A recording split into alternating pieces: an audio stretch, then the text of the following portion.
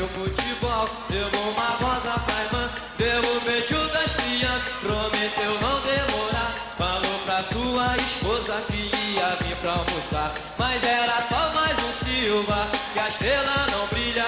Ele era funkeiro, mas era pai de família. Só mais um Silva, que a estrela não brilha. Ele era funkeiro, mas era pai de família. Era trabalhador, pegava o trem lotado, tinha boa vizinhança, considerado, e todo mundo dizia que era um cara maneiro. Outros o criticavam porque ele era funkeiro. Funk não é motivo, é uma necessidade, é pra calar os gemidos que existem nessa cidade.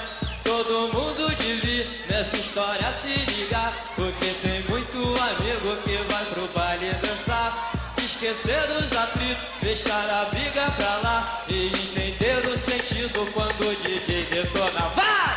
A estrela não brilha. Eu vou ler de novo! Ele era funkeiro. E anoitecia e ele se preparava, é pra curtir o seu baile que sua veia rolava.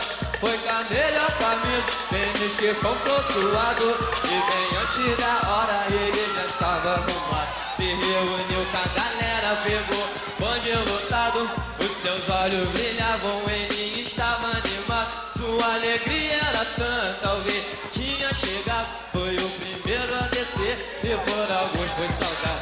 Mas naquela triste esquina, jeito apareceu, com a cara amarrada, sua alma estava um breu. Carregava o ferro em suas mãos, apertou o gatilho, dá qualquer explicação. E o pobre do nosso amigo, que foi pro baile curtir, hoje com sua família, ele não vai dormir. Vai! Ele era funkeiro, mas era pai de família. É só mais um Silva, que a estrela não brilha. Ele era funkeiro, mas era pai de família.